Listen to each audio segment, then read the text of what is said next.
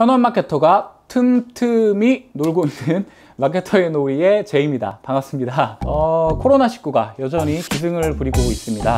개인적으로도 매일 집에만 있어야 하고 그러다 보니까 좀 짜증도 나고 하는데 오늘 텐션 올려서 영상 찍어보도록 하겠습니다. 3개월 전, 4개월 전쯤에 마케터의 놀이를 통해서 코로나19 이후에 우리가 어떻게 변화할 것인지 예측하는 이야기를 해봤었는데요. 코로나19는 단기간 종식이 어려울 것이고 종식이 된다 해도 소비자 행동을 극단적으로 변화시킨 일대 사건이기 때문에 일정 기간 동안은 소비자의 행태나 어떤 소비 트렌드가 이어질 것이고 뉴노멀에 대해서 고민해 봐야 한다, 뭐 그런 이야기들을 했었는데요. 안타깝게도 그게 현실이 된 것 같습니다. 최근에 오픈 서베이에서 흥미로운 자료를 발표했습니다. 모바일 쇼핑 트렌드 리포트, 코로나19 이전과 이후의 변화를 짐작해 볼 수 있는 서베이라는 점, 사람들의 생각이 행동으로 비교적 그대로 표현되는 쇼핑이라는 키워드를 바탕으로 조사를 하고 있다는 점,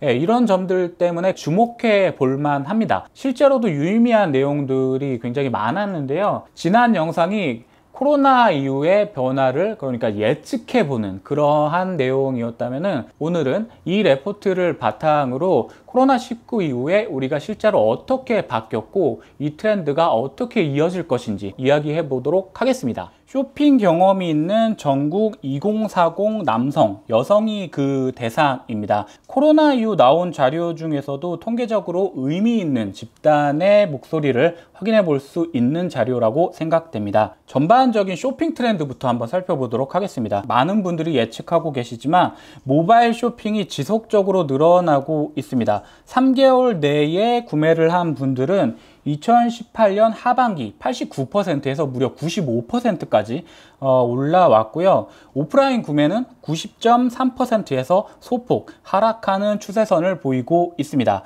오차 범위를 물론 감안해야겠지만 모바일이 오프라인을 압도하고 있는 그런 상황이라고 볼 수 있습니다. 성별 연령별로 보면 여성이 스마트폰을 이용한 온라인 구매가 남성보다 높고요. 남성은 PC를 이용한 구매가 여성보다 10%가량 높습니다. 전화주문 구매의 경우 40대가 많은 것을 볼 수 있고, 이건 뭐 예측이지만 50대 이상은 뭐 더 높아질 것으로 예상을 해볼 수가 있습니다. 좀 더 자세히 살펴보겠습니다.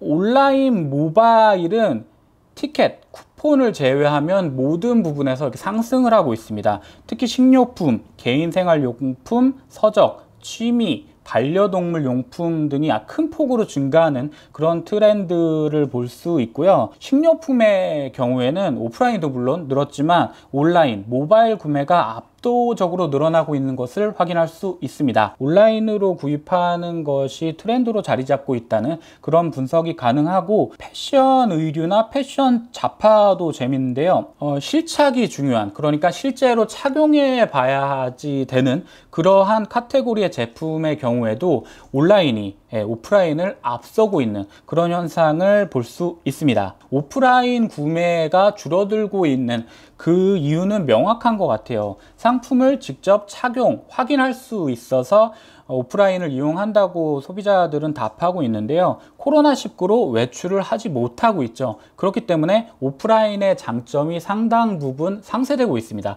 그것이 가장 중요한 이유라고 생각이 되고요. 온라인을 살펴보면 편리하고 가격 가치가 좋아서 구매한다, 이렇게 답하고 있는데 이건 코로나19의 영향을 받지 않는 그러한 요소들이죠. 온라인이 계속 흥할 수 있는 그러한 지점이라고 볼 수 있고요. 흥미로운 것은 코로나19 이후에 외출을 자제하기 때문에 온라인을 이용한다, 그렇게 대답한 비율이 생각보다는 낮은 것 같아요. 조사를 코로나가 전국적으로 확산됐었던 3, 4월 그쯤으로 옮겨서 진행해 본다면 뭔가 좀 다른 그런 결과가 나올 수 있지도 않을까. 그렇지 않다고 해도 이미 이런 답변보다 다른 것이 더 중요해진 상황이라는 거죠. 그러니까 소비자들은 온라인 모바일에 이미 익숙해져 있고 다른 강점들을 이미 이해하고 있다는 거예요. 그렇기 때문에 이런 경향성은 계속 유지될 가능성이 높아 보이고요. 코로나는 이를 양적, 질적으로 강화시킨 것뿐이다. 그렇게 해석을 한다면은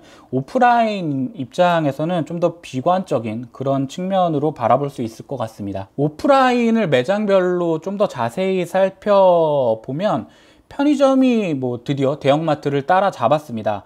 H&B와 백화점은 상대적으로 괴멸적인 타격을 받고 있다고 해도 과언이 아닌 것 같아요.